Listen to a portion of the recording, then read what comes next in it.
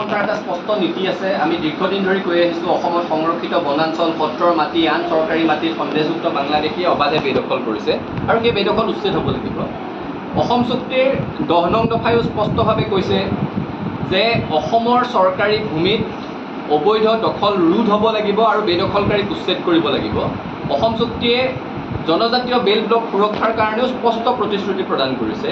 তেনে প্ৰেক্ষাপটত অসমৰ ইমান বৃহৎ পৰিমাণৰ ভূমি অবৈধ বেদখলকাৰীৰ কবলত থকাটো কোনো কাৰণত গ্ৰহণযোগ্য নহয়। চৰকাৰে উচ্ছেদ অভিযান অব্যাহত ৰাখিব লাগে।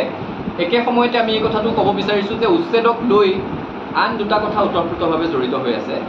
এটা হৈছে খিলঞ্জীয়া মানুহৰ ভূমিৰ অধিকাৰ, আনটো হৈছে জনগাঁথনিৰ অবাধ পৰিৱৰ্তন। মানে ভূমিহীন হ'ল বুলিয়ে য'তেই মন যায়, যিমান পৰিমাণৰ ভূমি মন যায় সিমান পৰিমাণৰ ভূমি দখল কৰাটো কোনোবা নিয়মৰ ভিতৰত পৰে নেকি? এই কথা কোনো কাৰণত গ্ৰহণযোগ্য নহয়। আৰু এটা কথা আপোনালোকে মন কৰিব, যিখন জিলাত ঘৰ হেৰুৱাইছে সেইখন জিলাৰ চৰকাৰী মাটি দখল নকৰি গুৱাহাটী পৰ্যন্ত মাটি দখল কৰিব অহাটো কি ধৰণৰ এটা প্ৰৱণতা? মানে অসমৰ য'তেই খালী মাটি আছে সেই খালী মাটি দখল কৰিব লাগে ধৰণৰ প্ৰৱণতাটো চৰকাৰেও ৰোধ কৰিব লাগিব আৰু গোটেই জাতিটো এক হৈও এই প্ৰৱণতা ৰোধ কৰিব লাগিব। কাৰণ এফালে খিলঞ্জীয়া মানুহৰ হাতৰ পৰা ভূমি হেৰাই গৈ আছে, আনফালে জনগাঁথনিৰ পৰিৱৰ্তন হৈ আছে। যিসকল ভূমিহীন লোক বৈধ ভাৰতীয় নাগৰিক, তেওঁলোকে আইনৰ মাজতে, আইন ব্যৱস্থাৰ মাজতেই তেওঁলোকে ভূমি লাভ কৰিব, সেই কথাত দ্বিমত নাই। সেইটো এটা চৰকাৰী নীতি, সেইটো এটা আইনগত ব্যৱস্থা। কিন্তু যিখন জিলাৰ ভূমিহীন সেইখন জিলাতেই চৰকাৰী মাটিত সংস্থাপন দিবৰ কাৰণে আমি চৰকাৰক দাবী জনাইছোঁ। কাৰণ এই এখন জিলাৰ ভূমিহীন লোক আন এখন জিলালৈ গৈ সেইখন জিলাত জনগাঁথনিৰ পৰিৱৰ্তন কৰে। 500 ঘৰ মানুহ যদি ভূমিহীন বুলি আন এখন জিলাত গৈ তেওঁলোকে সংস্থাপন বিচাৰে, সেই 500 ঘৰ মানুহত 4000-5000 লোক যাব।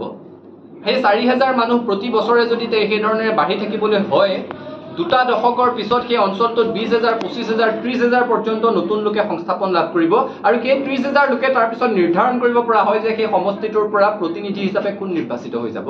অৰ্থাৎ এফালে খিলঞ্জীয়া মানুহৰ হাতৰ পৰা ভূমিৰ অধিকাৰ নোহোৱা হৈছে, একে সময়তে জনপ্ৰতিনিধি নিৰ্বাচনৰ ৰাজনৈতিক অধিকাৰো খিলঞ্জীয়া মানুহৰ হাতৰ পৰা ক্ৰমশঃ হেৰাই গৈছে।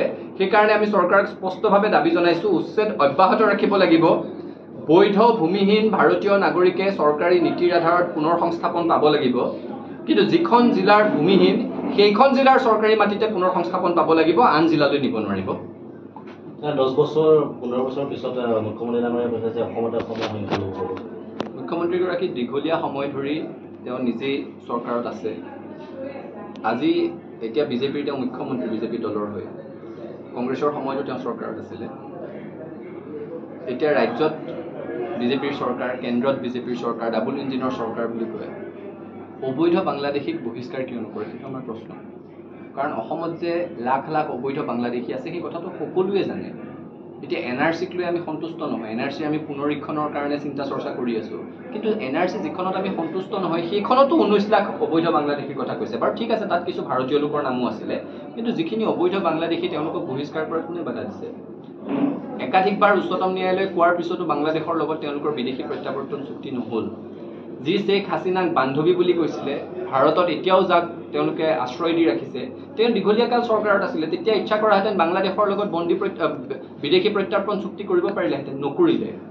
কিন্তু এতিয়া অবৈধ বাংলাদেশী যদি আছে, বহিষ্কাৰ কৰিব লাগে।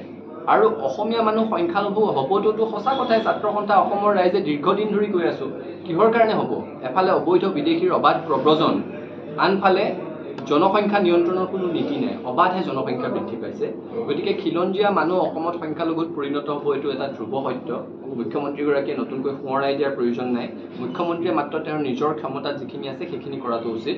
দুয়োখন চৰকাৰ বিজেপিৰ চৰকাৰ, গতিকে বাংলাদেশৰ সৈতে বিদেশী প্ৰত্যাৰ্পণ চুক্তি স্বাক্ষৰ কৰিব লাগে আৰু অবৈধ বাংলাদেশীক বহিষ্কাৰৰ ব্যৱস্থা ল'ব লাগে।